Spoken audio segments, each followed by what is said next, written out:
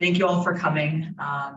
As you know, my name is Blake. I'm one of the co-presidents, along with Dana, who's here today, of the Medical Students for Disability Health and Advocacy at the University of Michigan Medical School. We're really happy and excited to have our very esteemed guest, Tameka, giving a presentation today based on her experience, titled Seeing the Whole Patient, Race and Disability Approach. Real quick, I'll read her quick bio.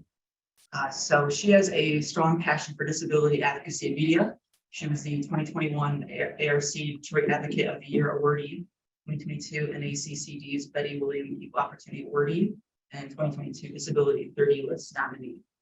Her journey started about 21 years old as Miss Wheelchair Michigan in 2006. As Miss Wheelchair Michigan, she spoke out about supporting women with disabilities from being abused. She's been advocating for over 15 years for access to affordable and accessible housing, fighting against voting oppression towards people with disabilities, racial and gender injustices, and health equity. Because of the combination of her journalism knowledge and activism, showing the importance of telling a person's story. Her short film, Justifiable Homicide, has been nominated and won an award, and her My Girl Story documentary has been selected for film festivals. Besides her film accomplishments, currently she's a co-director of Leadership Development Program for BIPOC disabled individuals and their parents for the Michigan Disability Rights Coalition. And she volunteers for Warriors on Wheels of Metro Detroit, working on criminal justice reform for people with disabilities. Both professionally and personally, she has seen the connection between race, gender, and disability. Tried the statistics, heard the stories, and experienced the barriers that exist in her community. So she seeks to advocate, educate, and create media representation for the BIPOC and disability communities in engaging and thought-provoking ways. And also, before we get started, we'd like to thank the Center for Disability Health and Wellness. This event was supported by the Center for Disability Health and Wellness through a grant from the National Institute on Disability, Independent Living, and Rehabilitation Research. The grant is NIDILRR number 90RTHF0005. So that being said, I will let Tameka take it over. So thank you, Blake, and thank you for inviting me out today. I'm really excited, looking forward to giving this presentation. So just like when Blake and I was talking about it, and these that the different topics and these I can talk about, I think the reason why I chose seeing the whole patient race and disability approach is because I feel that when it pertains to people with disabilities, sometimes professionals, be it doctors or teachers and different working professionals, they just see sometimes the person with a disability. They don't necessarily always account for the race and the gender and those type of things, the different identities that a person with a disability has, as far as with how they approach to things. So I just really want to uplift seeing people with disabilities and all of who they are, all of their lives, and then also recognize how racism and ableism and sexism can affect a person with disabilities life. I think having that holistic, well-rounded perspective will help when it comes to dealing with people with disabilities. So what you will learn today is how dangerous racism and ableism are on Black and Brown bodies. Also, you will hear the stories, since I'm a storyteller, you hear the stories of people who were affected. And then also, I want you to walk away with understanding ways to combat racism, ableism as future doctors.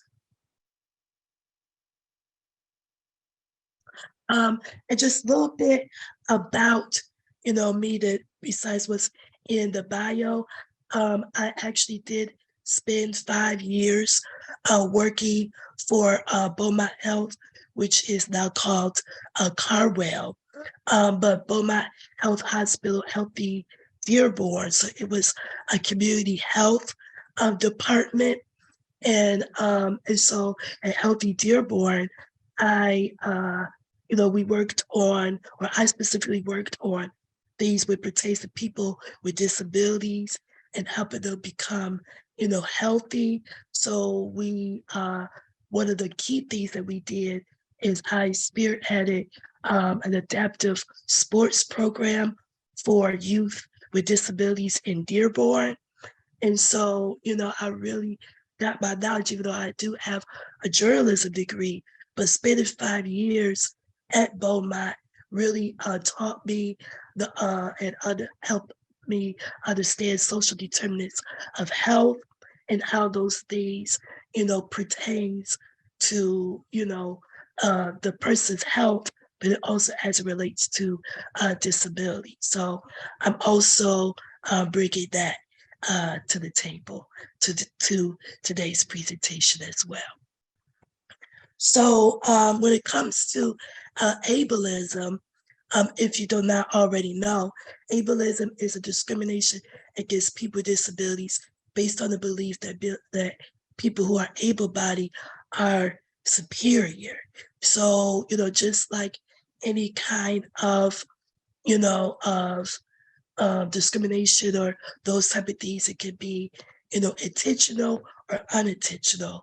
But it's definitely come across as either way as a form of discrimination towards people with disabilities.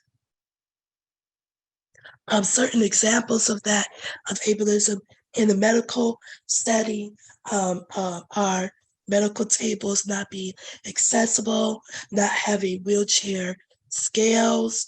I know that's one of the biggest things that I've, encountered going to the doctor and not able to get weighed. And then the assumption that people with disabilities want or need to be fixed. So, ableism can be in actions, such as like, medical tables or not having wheelchair skills and different things, but then also it could be language or, beliefs such as, that people with disabilities need to be fixed in some way.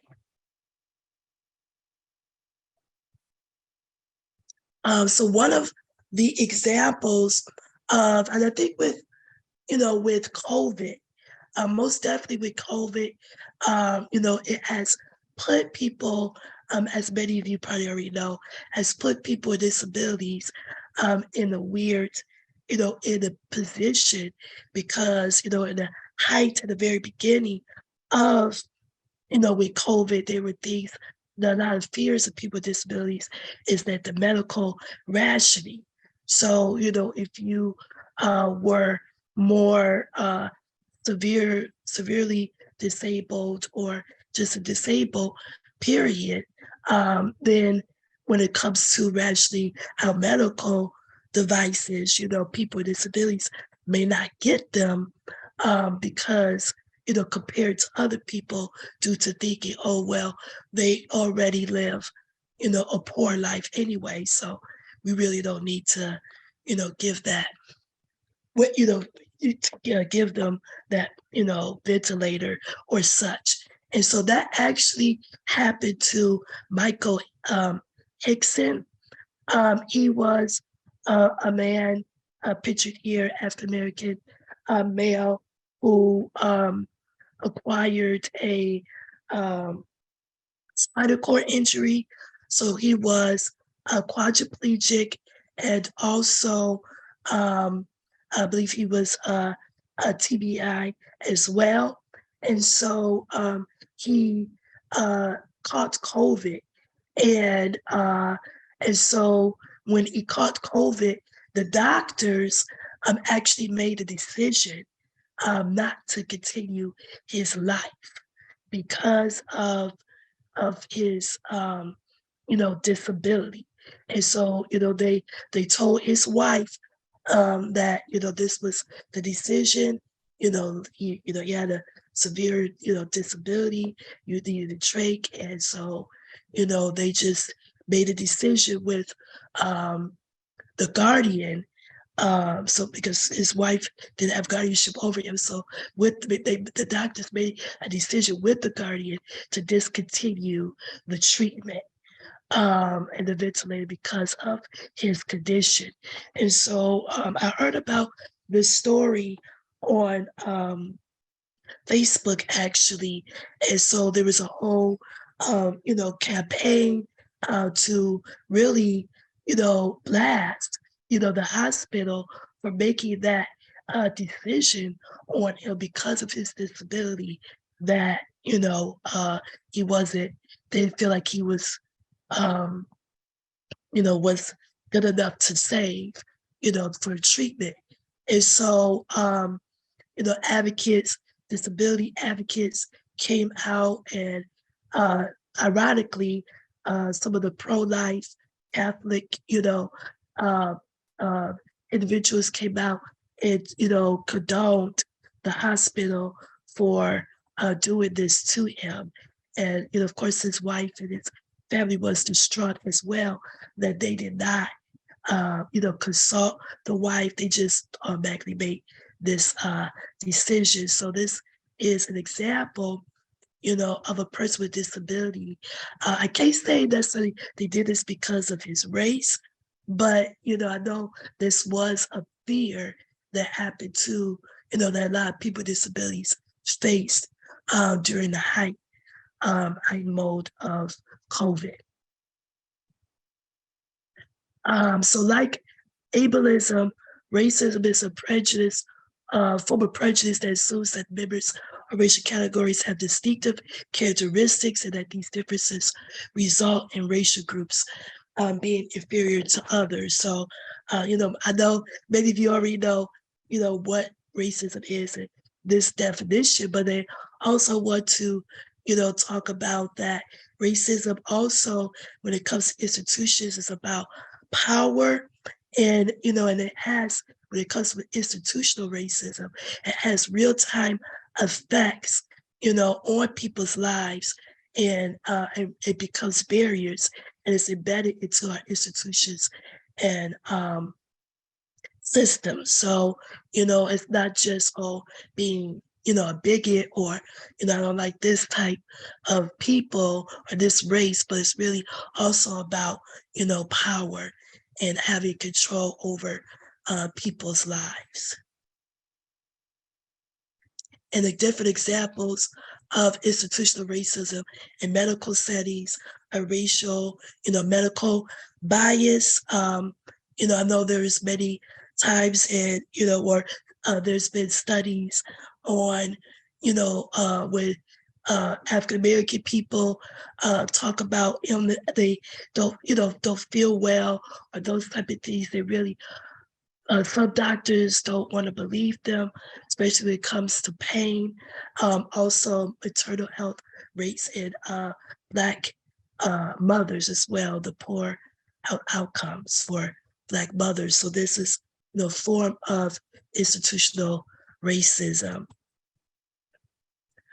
So this is a story of Dr. Moore. She is a doctor, and I think she got her doctor degree or became a doctor residency at U-M. But I know she's from Michigan, but she caught COVID, and she was living in a different state at the time. And so she was telling them, she was in pain, and, she was having difficulty, and the doctors were really giving her a hard time and blowing her off and said, oh, it's not that, whatever. And so she went to social media and recorded herself talking about how the doctors were neglecting her. And so with her being a doctor, she knew what type of medical treatment, she knew, what was supposed to be done. in her case. And she was very upset about it. And so, like I said, they blew her off, and they sent her home. And then consequently, if she's also said when she was getting ready to come home and she wasn't ready, she could tell her body, she wasn't, felt healthy enough to go home, but the doctor sent her home anyway. And so consequently, she went back into the hospital and later died. So, that is another prime example of, racism and bias. She was telling them, I'm sick, I'm not feeling well, I'm in pain, and they just blew her off and they sent her home. And then this is what happened. So, that's an example, I would say, of racism. And so, when it comes to as a person with a disability, have shown examples of, with the type of things that people with disabilities have to go through sometimes. But they also, so you have that. But then when you add race to it as well, and things that could occur, it's like a double whammy. It's a double, barriers that people have to face. And an example of that is, medically, when we look at history of ableism and racism, is that there were some examples of that. So there was, I always kind of mispronounce it, but trichotillomania. This was a pseudo illness, mental illness that they call it. But this was an illness that they put on runaway slaves, because during that time they believed, if a slave, wants to run away, why would they want to do that? So they labeled them with having a mental illness, and some of them went into, those institutional prisons and things like that. Or, of course, they were caught and brought back, but they were diagnosed with a pseudo illness. And so that's some things that Black people, was slapped on when it comes to illnesses. Also, eugenics is another example of ableism and racism. That was during, I believe, I don't know, it was the 1920s, 30s. I forget now, but it was, during that time where they labeled people who were, had disabilities, or I know many Black women experienced this, immigrant women who were immigrants and such, any other undesirables, or if you were seen as a quote unquote imbecile, you had to deal with, eugenics. And then also the Tuskegee syphilis study.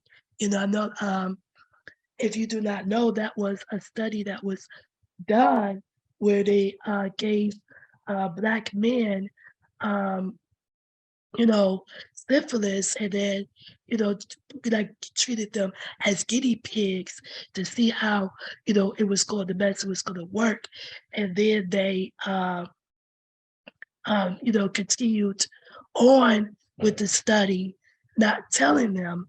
And then many of them died, and as a result, and some of the family members and children and stuff were affected by this too. So, those are the type of, examples of, when you talk about medically, ableism, but then also racism. And there's another definition of ableism that was defined by a great activist, T.L. Lewis. And she says her definition of ableism is a system that places value on people's bodies and minds based on societal constructed ideas of normalcy, intelligence, excellence, and productivity. These constructed ideas are deeply rooted in anti-Blackness, eugenics, colonialism, and capitalism. So what she's saying here in these type of, quote unquote conditions or things that occurred medically to, disabled, to Black people, is what she's saying is that anyone that isn't quote unquote deemed as normal or based upon a European standard, then, they placed in the other category. And so, and a lot of them have been seen as, disabled in some sorts. They experience ableism. So, so like, these like, trichotomania, that's a form of ableism in the sense that, why would these people, leave or see, they used to like measure, you know, um, enslaved people, African, enslaved Africans in and say, oh, it's abnormal. Well, there was pseudoscience, but they judged everybody, based upon their European standard. So if you don't fit that archetype, then, you're othered. And so that's what she mean by, you can, experience ableism. And so I think that it's good for, you to be aware of how, historically, um, racism and ableism play so that, one, that you don't, fall into thinking, in those terms and just understand the history of it. So one of the examples of that was Junius Wilson. He was a African American deaf man that was born in North Carolina, and so he went to one of the first schools for uh, um, Black children who were deaf and blind. And so he was like, he liked to play practical jokes and those type of things. So he ended up getting kicked out of the school. And then he was falsely accused by a family friend of rape. It was one of the males of the male family friends. So of one of the girls. And so because of that, when they arrested him, he couldn't do American Sign Language because during that time, Black people who were children who were deaf went to segregated schools. And so they weren't taught, or he particularly weren't taught American Sign Language. It's called relay signs. And so when he was trying to communicate, they couldn't understand what he was saying. And so they labeled him as being cognitively or intellectually disabled. And then they threw him into a institution for the criminally insane. And so he spent 67 years into the criminally insane until during the 70s when one of the directors of social work heard about his story and then went in and fought for him to get out of that institution, because by that point the charges were dropped, or not dropped, but they knew he didn't do it. And so he kind of like wasted away. He was institutionalized. And so But later on, when they did fight for him to get out, he ended up going to live on this piece of, it was a house on the land of the prison. And so that's where he lived, a couple of years until he passed. I think he lived until he was in his early 90s. But it's a great book called Unspeakable that tells his story.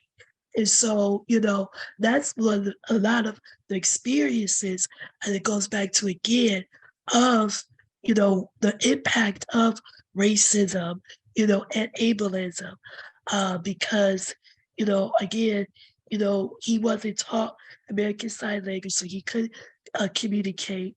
And then consequently, because of that, you know, uh, he was put into an institution. And he also it's really, sad, but he also, they castrated him as well. And so, it's really, really hard. And the barriers in his life really shows, the all three things, or all, all racism, ableism combined. So race and ableism now, particularly in the state of Michigan, the people who have the highest rate of disability are Indigenous, Hispanic, and African American, or Indigenous, yeah, Hispanic, African American, and Black people. As far as 1 in 4 have a disability. When it comes to white people, 1 in 5. Native Hawaiians, 1 in 6, Hispanic, 1 in 6. And so, when it comes to the African American community, which I'll get into later, there's multiple reasons why that exists.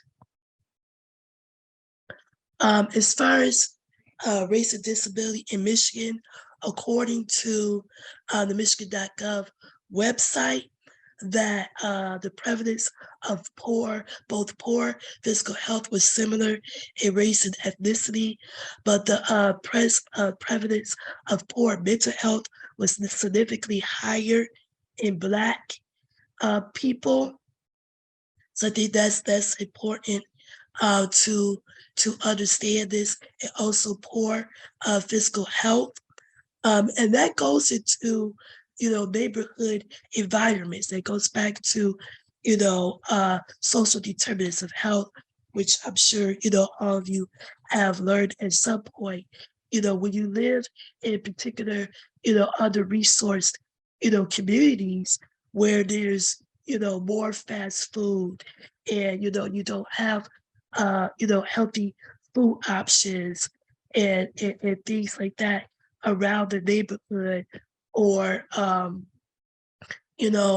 safe places to walk, those type of things, those affects, people, and consequently, when you develop chronic illnesses like heart disease, diabetes, and, those type of things. And so, as a result, those things can lead to, um, disabilities if they're not caught and, corrected.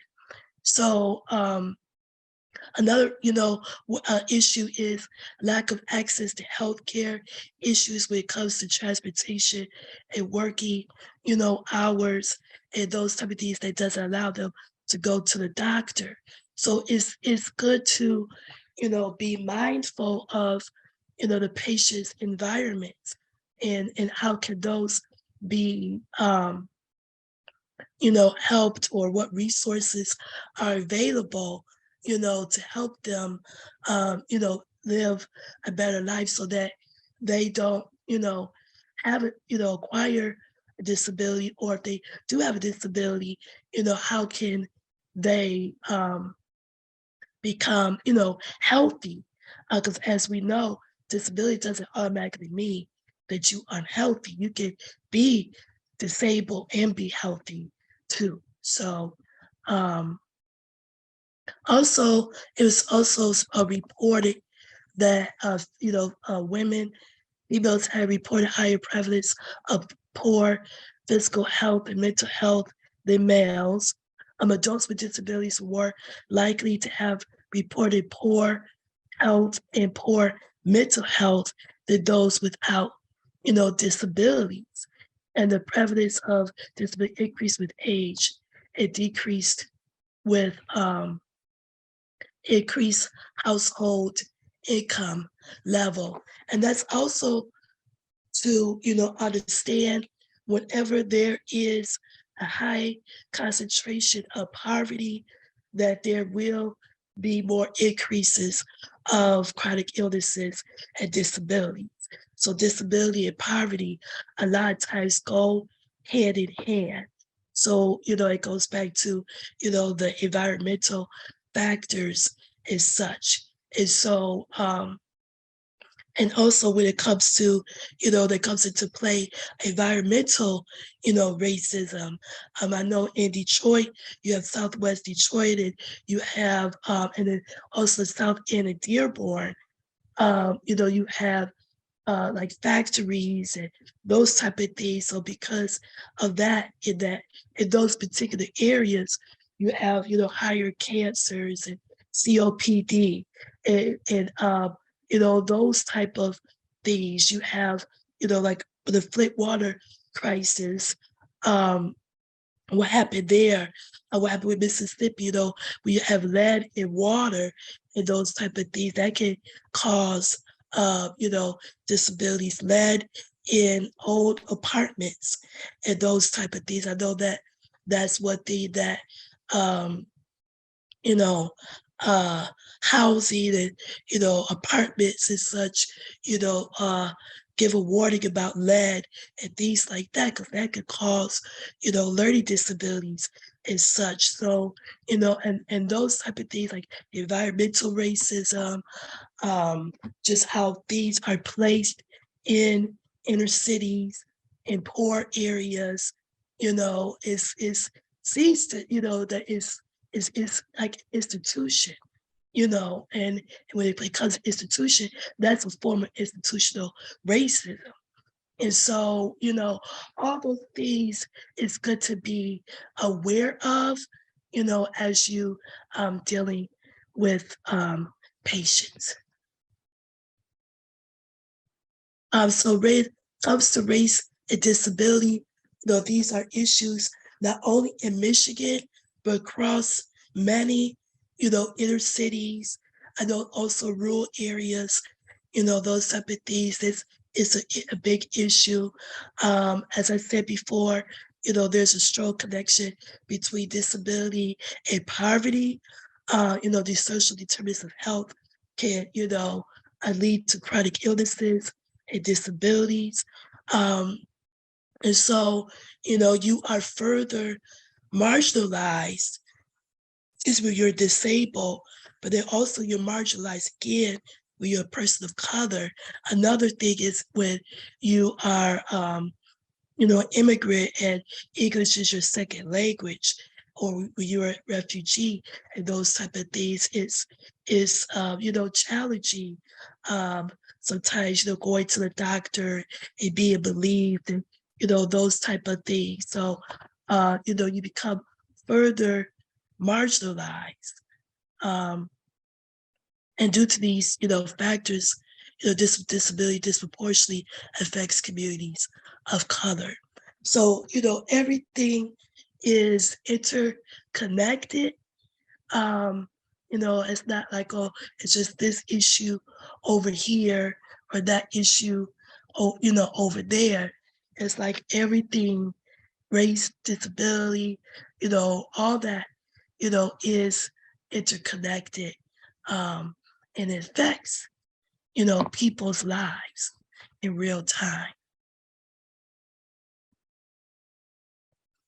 So, I think I gave hopefully a good case and, about more awareness and the importance of why you should see, patient as a whole person.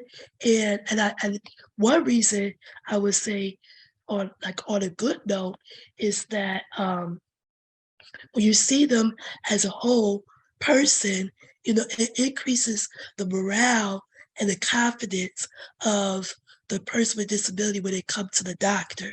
Because I know that is, one of the fears is like, oh, you know, doctors may not believe me, or they're not going to save me anyway.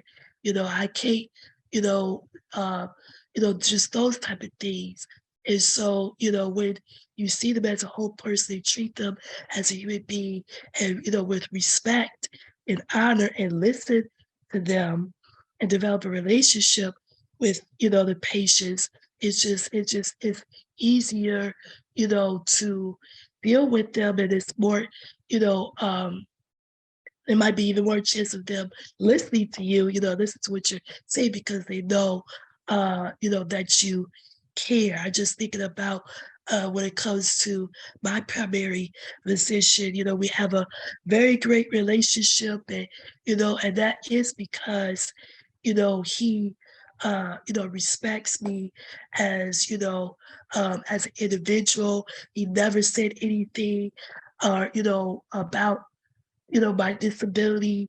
He don't try to compare to, like, when I go to urgent care sometimes, or those type of things. He, oh, let me fix your disability. No, he see me as, a person, and such, and make sure, like my asthma, or, different things that I have, make sure it's good and on point, and, and stuff like that. We just have a really great relationship. So, but that goes back to, again, because he see me as, a whole person. And so I want, you to, think about that as you, becoming future doctors. And just a quick story, when I was younger, and this was before the primary physician that I had, that I, was about 19, 20 years old. And, during that time, it's time to get a pap smear. And, uh, and my doctor at the time was like, well, you don't need to get a pap smear. And I'm like, what? Like, I'm a woman, you know what I'm saying? And everything, but y'all woman, so why, shouldn't I get a pap smear? But that comes back to, the belief that, when you're disabled and a woman, you are asexual, or they see you as an infant. So, like, why would you need to get a pap smear? Why would you need, about women's health and those type of things? So, um, that comes into play too when you encounter, doctors and such. So those are, some personal examples, stories of what to share. So the connection of, you know, of racism and ableism is that it's uprooting racial and ableist bias. So, when you aware of, stereotypes, or, whether it be racial, or, when it comes to disability, once you become aware, you get uprooted. It's uprooting otherness.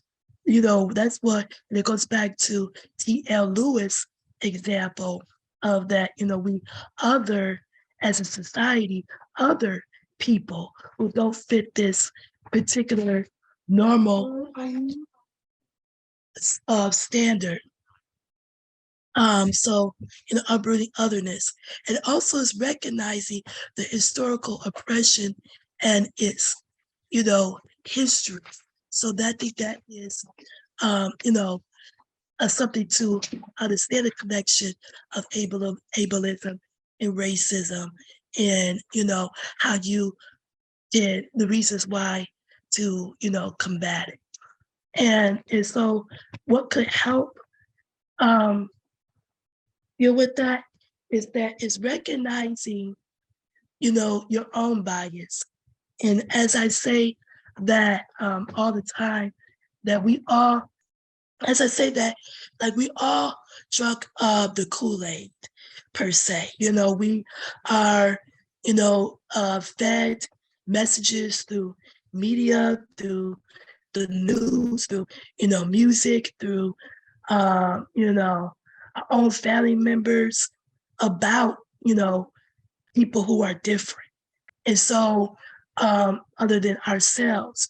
And so, we need to be um, conscious of, any bias that we may have, because whether you understand it or whether realize it or not, that can translate into how you deal with people, how you think about people, and those type of things, and how the type of care that you have. So to combat, unconscious bias is to recognize, your immediate thoughts. Like when you see a person in a wheelchair, or even I know within the disability community, we have internalized ableism. And so it's like, well, at least I'm not that disabled, and those type of things. So so we can have biases within that. And so it's just recognizing what's my immediate thoughts come to mind, what happens, and then you can begin to correct it. And also, and I love, this student club because it's raising, disability awareness.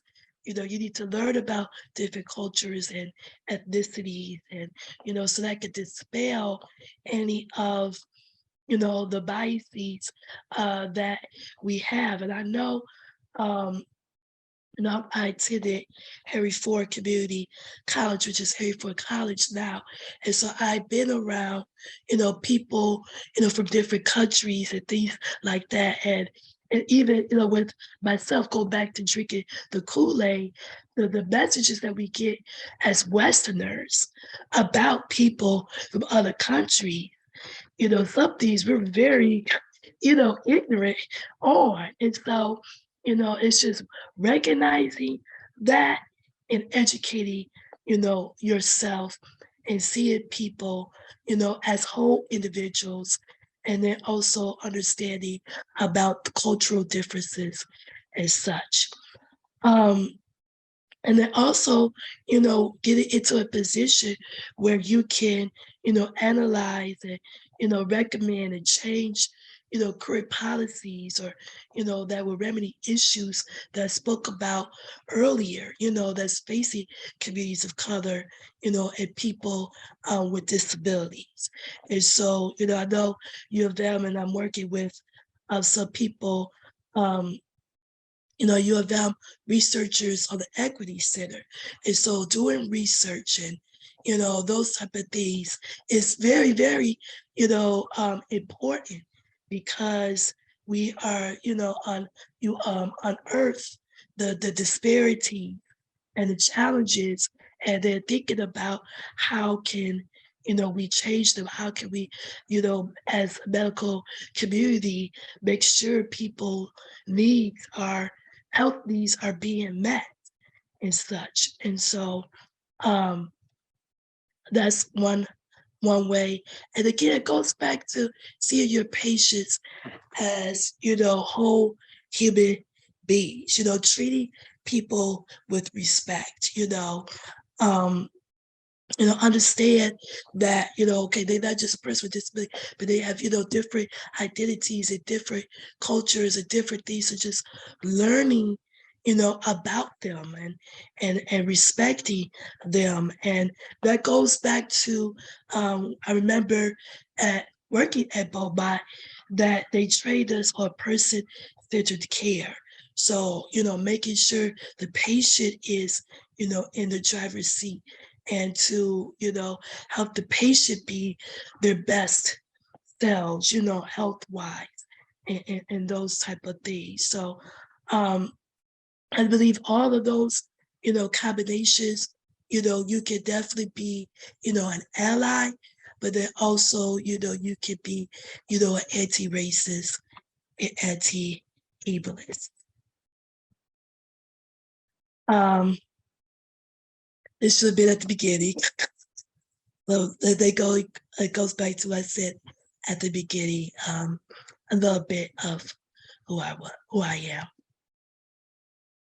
And so you can find me on, social media, LinkedIn, and also on Facebook. So is there any questions?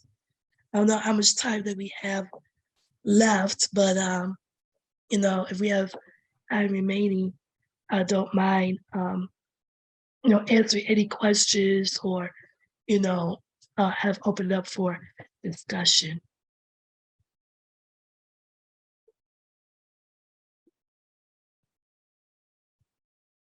Thank you so much for sharing your experience and sharing time with us today.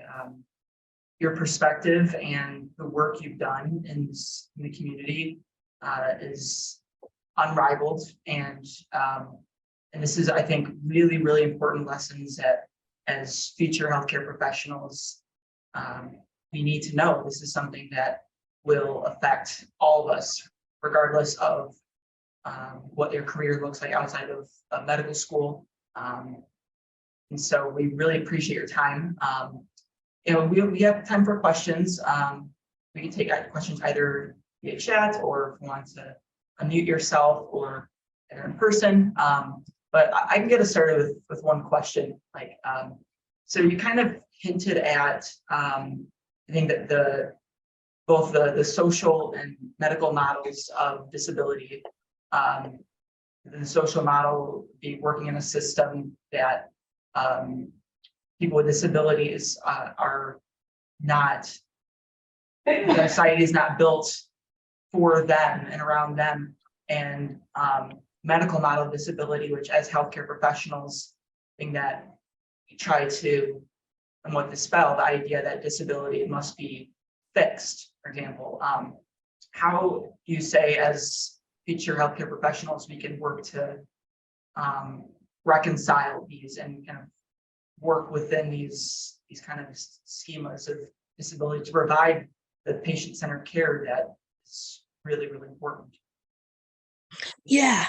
And so I would say it goes back to, seeing, and I know sometimes, equipment, that's what I'm seeing, that's the biggest issue, is not having, the tables to lower, or, so that people, with disabilities can, get on the medical table, or, those type of things, like the scales and stuff. So it's just, I would say, to the best of your, ability to see if you can, get those type of, equipment in, your practice as such, because that, like I said, that's one of the biggest things, that I've seen. And it goes back to also, with the social model, is, treating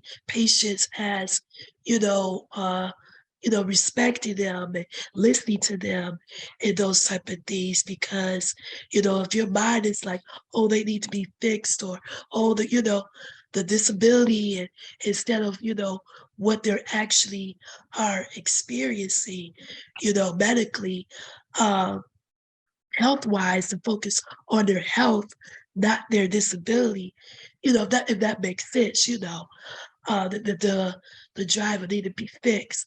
So that's why I'm saying, definitely the attitudes, make sure, you have the right, mindset, and develop relationships with the patients, but then also making sure, as best as your ability, to get the, medical equipment that's needed for, all the abilities to understand different disabilities, and, how to successfully engage with them. Because, how you deal with a patient with autism, might be different than somebody with a, spinal cord injury. So it's just understanding, how to engage and work with various populations with disabilities as well. Thank you. And I think we have a couple questions. Start with Bonnie. If you'd like to unmute yourself or pop your question in the chat. Okay, thank you very much. I appreciate that. Tameka, I am noticing that there are few, if any, students that look like you or me in the room. So what I would like to ask is, what can the students do if you walked into, or if they walked into the patient room with you, what do you need them to know about you and how to include you in the treatment planning? Yeah. So it goes back to what I said before. We all drunk the Kool-Aid, whether we realize it or not. You know what I'm saying? So it's just understanding that, for one, treated me, as, a whole person, as a woman, as just treated me as a human being. I think that's the first and foremost, seeing them as, seeing them as human beings, but then, listening, and then, being aware of, to the best of the ability, any biases. That goes back to what, the doctor may have. But then also it goes back to treating me as, a human being, and respecting me and listening to me, when I say something. And so developing a relationship is, as a patient, I think is, crucial as well, because once you develop a relationship and it's like, oh, it's like you treat them as, I would think, like a family member. Like, this is my family member. If this is your family member, you gotta make sure that they have everything that they need, and you see them as, a human being.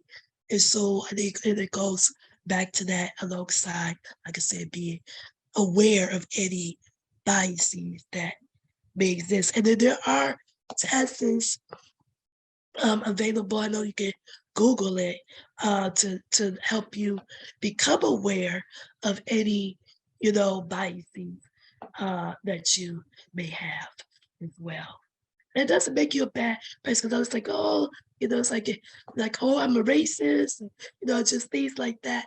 And so it's like, no, it's just understanding, once you're aware of what the bias is, and what the messages that you've received growing up, then it's like you can correct it, and it makes you be more open to see the patient as a human being.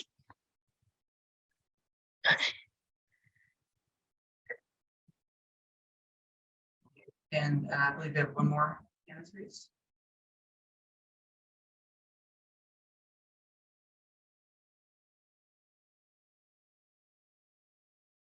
Tameka, I actually have sort of a more of a logistic question for you. So I sometimes experience fatigue, even like with masking, try to remind staff members, other colleagues to wear the transparent mask. And so this is more of a kind of a global question. Do you have any strategies or tips that you would recommend for places that are struggling with constant change, and also a lot of staff turnover? Do you have any strategies or success stories, whether at your work at Beaumont or other locations, how to navigate that, and just to kind of continue to make sure that we have an accessible healthcare environment, and also make sure that these individuals feel included? Yeah. So with staff turnover, I know that was an issue with Beaumont. So I can't, saying, it might be kind of hard, which included me when I left. So, that might be kind of hard for me to answer that, because I know Beaumont did. That was one of the critiques of many people. But work there with turnover, but I would say as far as what was the second part of your question? Yeah, I was just curious about just maintaining, in terms of accommodations, accessibility, and how to make sure that your staff, especially with high turnover, how to just kind of maintain that energy and education, just so that the team works in a way that you're hoping for to make an accessible and inclusive environment for many of our patients. Yeah. So I definitely believe having, these types of, trainings is good, to have, anti-racism trainings or, those type of things, or which was somebody mentioned like ADA trainings. I know at Beaumont, one thing they did do was you had to, every quarterly you have to go through a certain amount of trainings in order to keep your job. And so, those type of things, I think is important to have, like I said, quarterly trainings that people have to take.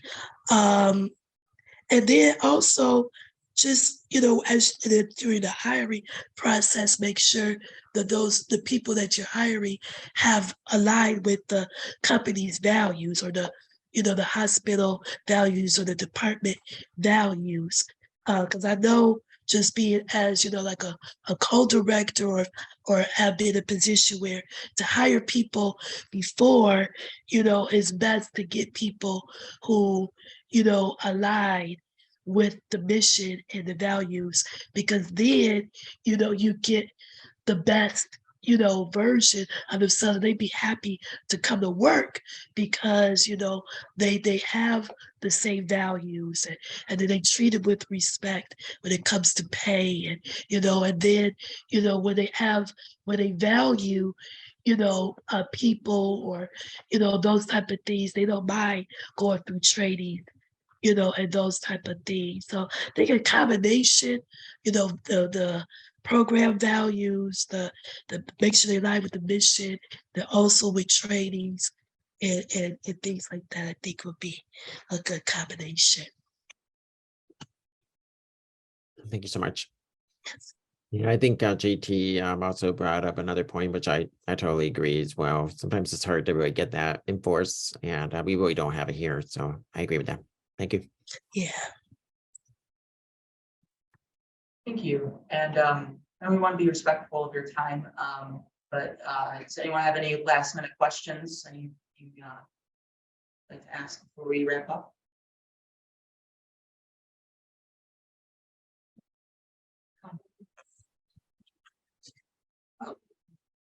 Yeah, so I had a question about your contact information, which we can be sure to send out to anyone who's interested.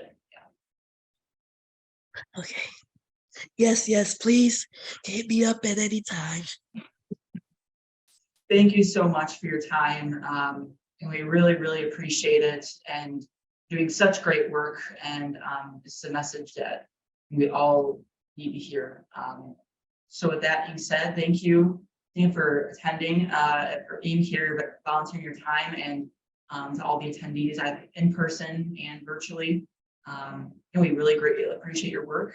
And yeah, I hope you really took something away from today, and hopefully apply it to your current or your future practice. Yes, thank you.